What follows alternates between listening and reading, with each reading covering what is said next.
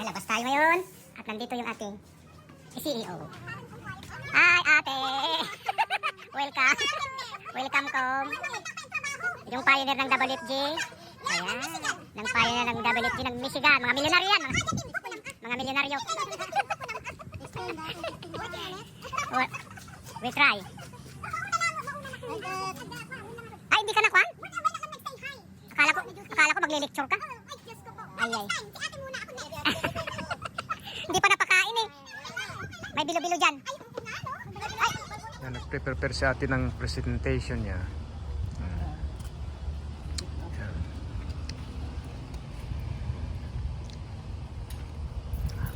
Habang nag-iihaw si Mang Bert, Mang Bobby.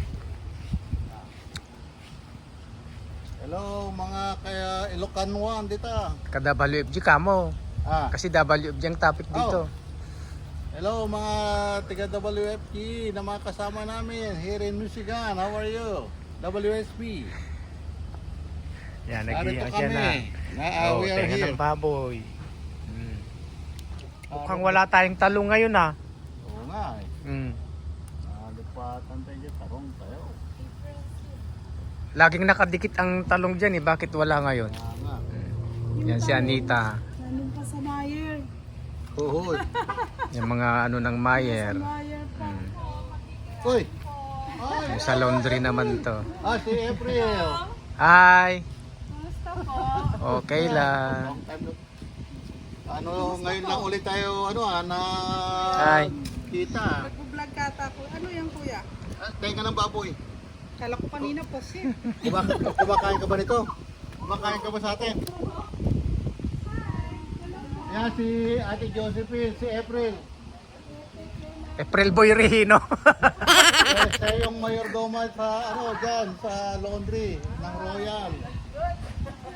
Anong pangalan ng laundry? Nalimutan ko. Royal.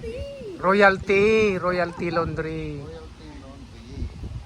Gusto kong pumasok dyan sa Royalty eh. Lapit lang po ng bahay ko. 2 minutes away.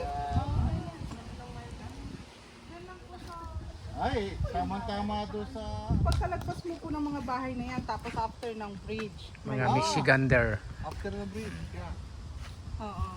Ay, yung merong dito sa may na apartment Opo. doon. How are you? Ay, yun pa. Mabuti naman. Mabuti mo naman. Okay, good. Kaway-kaway siya. Kasi yung amoy nasa kanila eh. Ah. Kinakawayan ako ng lalaki. Birthday to you. Happy birthday to you.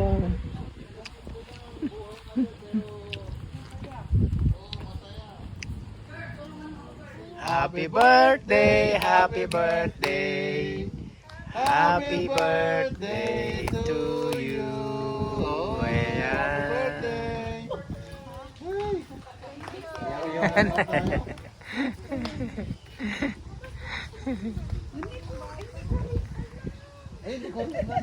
Hindi naman nila. Si Mr. Bagay yan. Ayun o. Ayun, ang ganda ng ibon no. Oh. Yan, ang parang manok ko, may palikpik. Ayan. Oh, ang ganda ng ibon no. Nagpa-picture talaga siya. Hoy.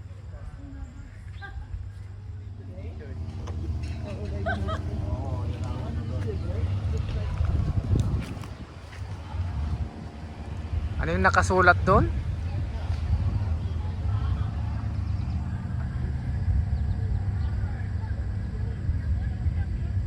Ano yung nakasulat doon sa ano?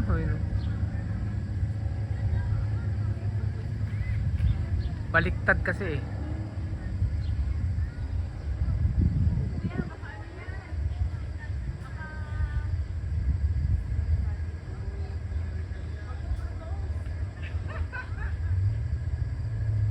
Wala.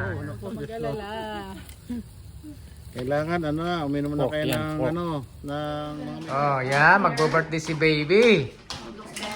Ah, sushi. Ah. Ano? Seaweed. Seaweed. You wanna put your... Pinaganda ko lang girl. Maybe. Lumpia. Ano to? Lumpia, no? So you can blow it. Lumpia. Only one? Palabo. Only one. Bulo-bulo ulit. Candle lang daw. Isang candle lang Whoever daw. wants to eat rice, they can eat rice. Oh. Okay. Ah, may blow-blow ka na, baby. Picture you. Picture first. Smile beautiful. Picture first. There you go. Yan si mother. May love. Nilangaw pa, oh. Oh, video. How old are you, Izzy? You're 5 years old, ah. 5 years old.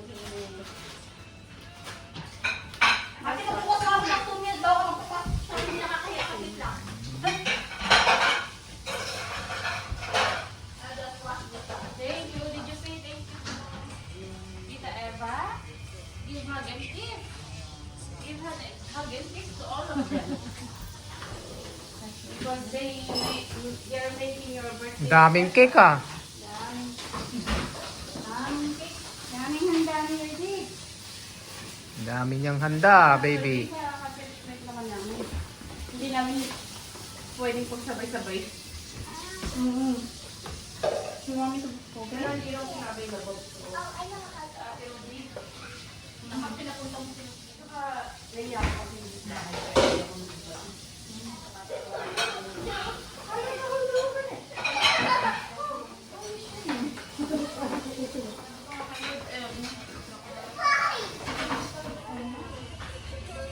WFG.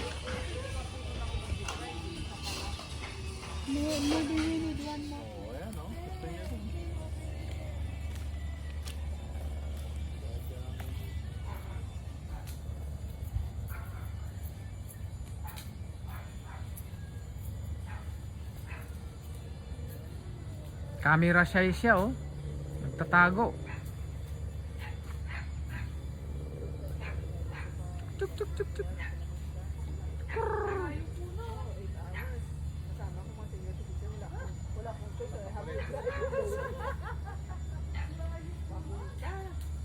Oh, nice bird.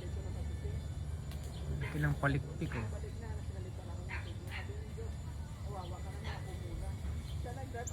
I-drink? Yan. Lord po yan, nagpapasalamat po kami sa magandang araw nito at patuloy po Lord sa kami narito rin at po may pagdiwa ang birthday niya issue no Lord ka. Ako ay 5 years old na at nawa Lord, gabayan mo siya, tingnan mo po at ang kanyang buong family at i-bless mo rin po Panginoon ang mapagkain nito. Patuloy po Diyos, ikaw ang aming tinatatapangan ng Jesus. Amen. Amen. Happy birthday to you. Okay. Happy birthday To you. Happy birthday to you. Happy birthday. Happy birthday. Happy birthday to you.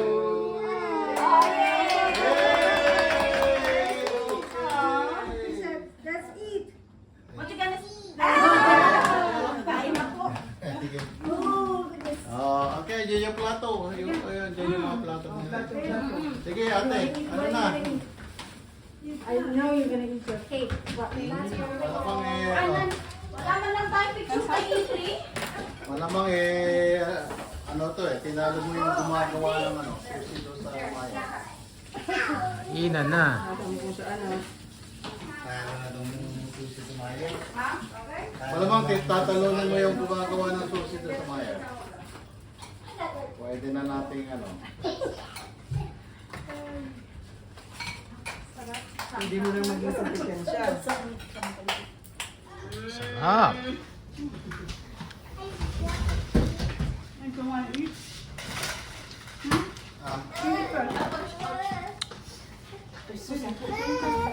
Ang lakas pa naman nito magano.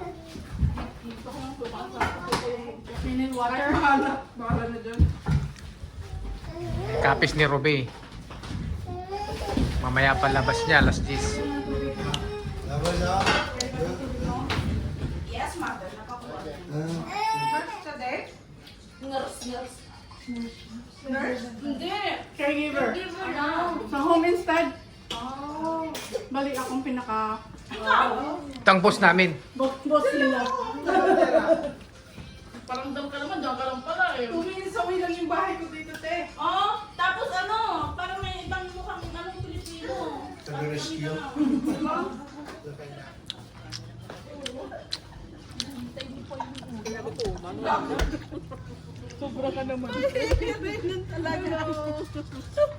Sir, ngiti naman dyan.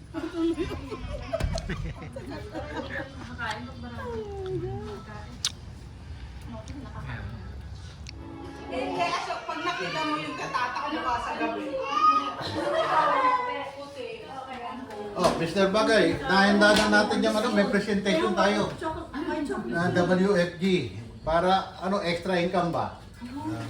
Kung hindi, maganda tayo makapaghanap ng trabaho. Financial Oh, education.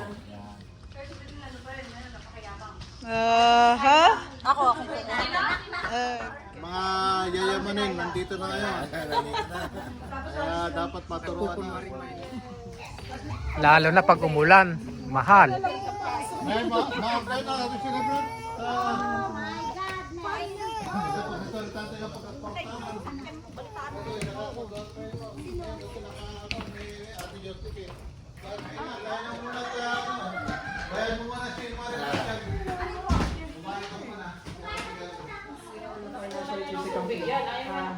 I used to be a multi-body here for like 6 years. Prior to that, I've been working in home care also. Consulting and all that. But you know, we have a job, but there's no job security. Anyway, nag-aalaga ka ng patient, but did you see yourself the one being taken care of? Who'll take care of that for you, right? It's good for them, they have money to pay for that benefit, that someone will take care for them. But how about you, how about us, right? It didn't dawn on us until sometimes we get to that point. Right, so part of the campaign is educating to prepare for tomorrow, to prepare for what lies ahead, uncertainties in life like this pandemic, right? So that's why I'm in here, me and my husband working together. But at the same time, it doesn't mean you have good income, you have savings, no. Because we are not educated. The more we earn, the more we spend. Our lifestyle changes at the same time, right? Come on, guys, sit down. Eat, eat and listen. Yeah. So those are uncertainties. Na something happens to us, we are not prepared. So part of this education is to really help us and make us at the same time to prepare for uncertainty. So before I move on, I'm just gonna present and share some video.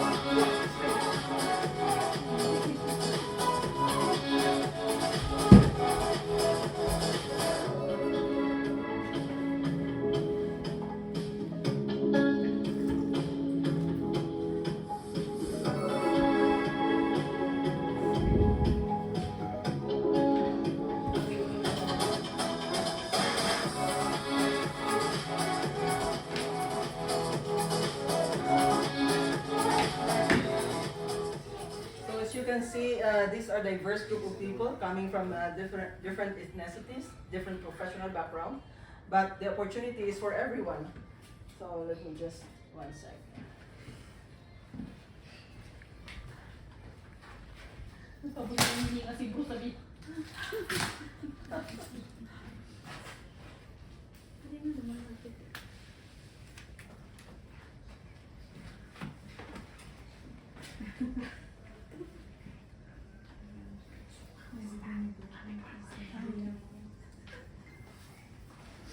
So we are World System Builder, and my name is Josephine Estrope. I've been in the business for 7 years. This opportunity has brought me and changed our lives. At the same time, it has brought me to different places. Like, in the Philippines was just a dream. Through this organization, I was able to go to Italy. After that, in my husband, I was able to go to Japan at the same time. Israel, we were like 5,000 people. And last month, we were able to go to Spain and Portugal. Last November, I was able to qualify for Mexico, but it so happened our daughter got tested positive, so I canceled that.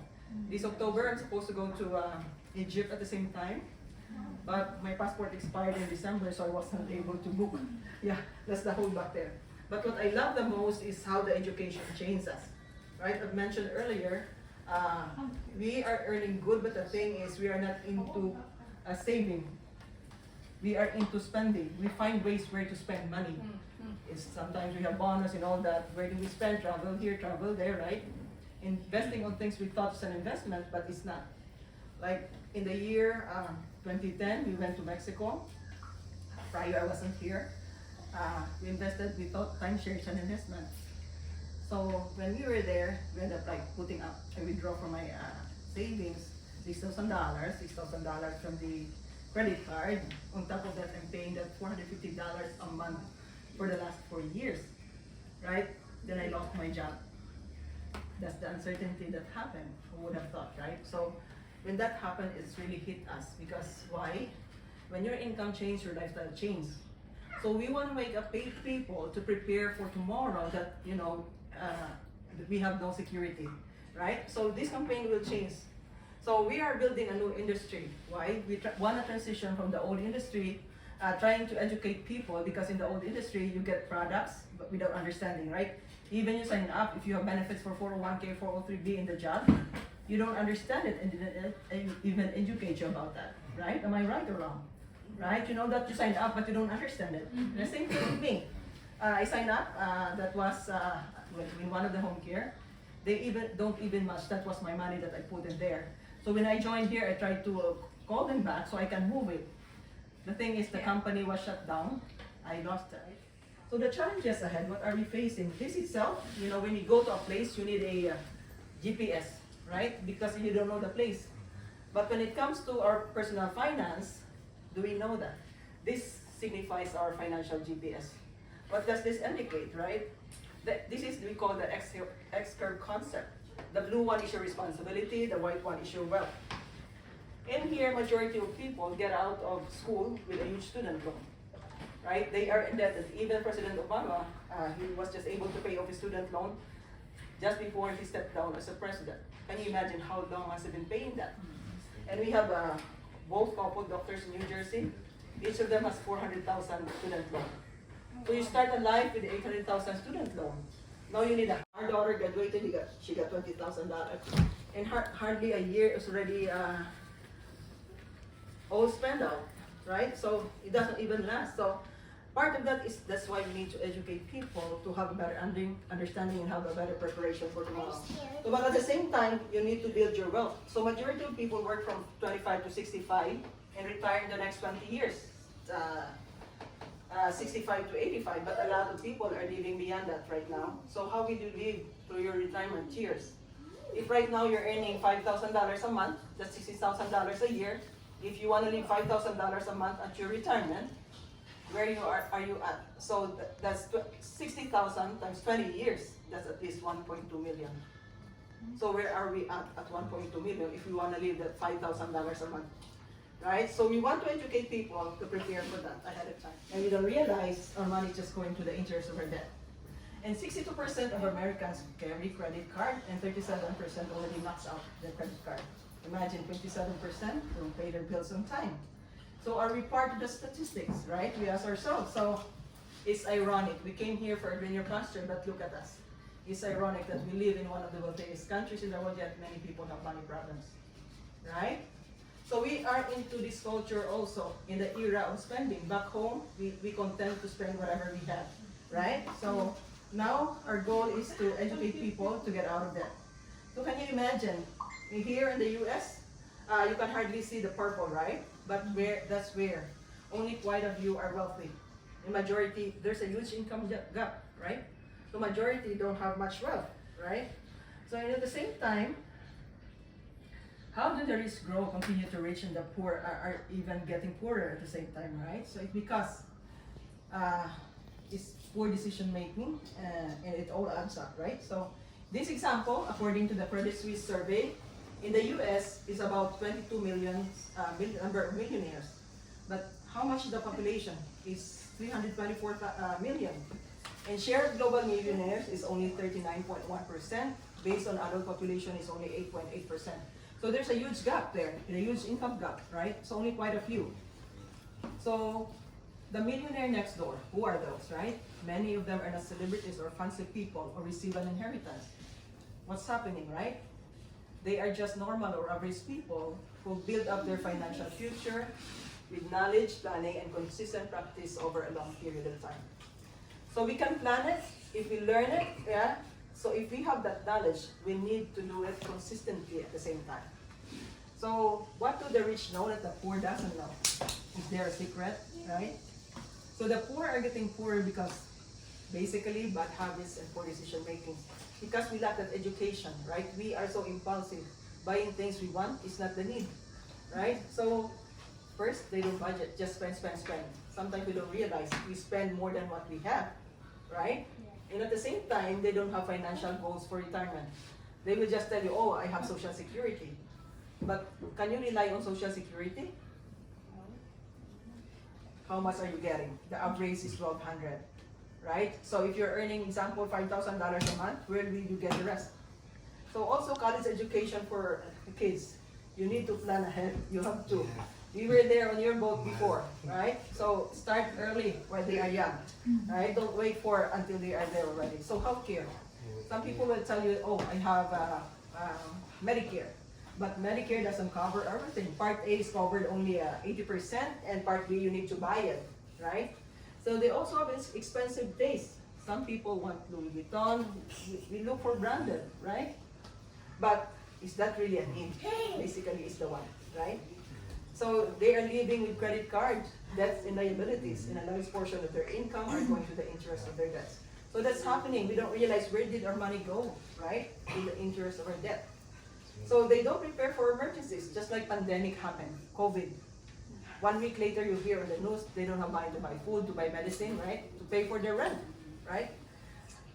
Here we educate people to prepare for emergencies like 3 to 6 months of their income, right? So they work for a living.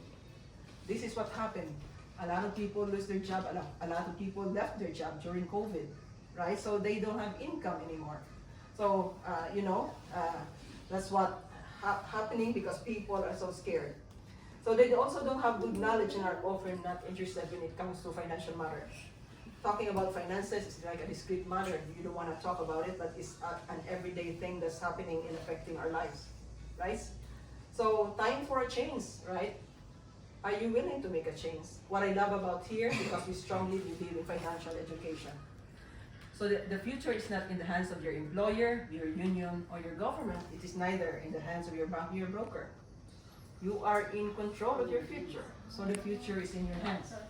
You want to make sure when you make money, because we know how to make money, we also save money, right? Accumulate that money and protect that money too, right? So here you can be educated to become your own money manager. So majority of people will tell you, oh, I have financial advisor.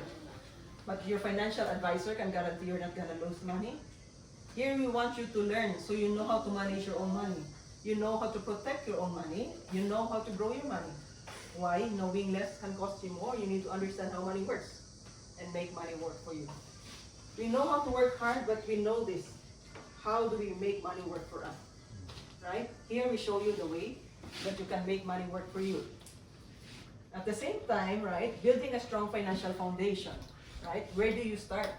You need to build from the ground going up, right? What is that importance? Proper protection. Remember the X-curve I mentioned earlier? So you need to protect that so you have peace of mind. You start with proper protection, and it's also a strategy for your retirement too. Then learn how to manage your debt, pay off your debt, at the same time, build emergency fund of 3 to 6 months at least before you do investment. So, like building a house, you need to build it from the ground growing up, right? You need to have a solid and strong financial foundation. Same thing as you build your house, right? At the same time, our goal here is to move people from financial insecurity to become financially secure and have financial independence, right? So the education is so powerful. And at the same time, proper protection, the purpose of that is learn to protect your income, your health, and your assets. You want to preserve your assets. Yourself is your biggest asset because you're the one producing income. But if you lose that ability, I mentioned to you earlier, if you lose that ability, I know you work 7 days a week, how many hours a day? You don't want to burn out yourself, right? That's why you need to start transferring that risk, right? Also protect your health too, right? Then I'll show you, this is part of our workshop, how to do debt management. Some people go to debt counseling service because they don't know how to do it, right? How do you manage your debt? So let's show you, example, you just have an extra $100 and you apply this. Whatever debt you have, you write it down, right? Example, these are all your creditors, right? You owe a mortgage of $338,000. Whatever you have, just write it down. If you have a bank loan, or then you have a car loan, a MasterCard for $3,000, home improvement, and credit card. But I want you to see, look at the interest rate, right? This one is 28.8%. That's why you owe only $150, but how much interest are you paying? Why will it take you 19 months if you're just paying $10? Basically, what you're paying is going to the interest. Many people don't know about it. And on top of that, it gives you access to, regardless market is negative, you don't lose anything. They give you 0.75%. Where do You still keep growing your money. It's very flexible. You can overfund it, so you pay it like 7 years, so overfund max out. Is it withdrawable, tax-free ba yan? Pag withdraw ko? Tax-free, withdrawal is tax-free. That's Withdrawable what I want to until show. what's the maximum age of the person paying? As you have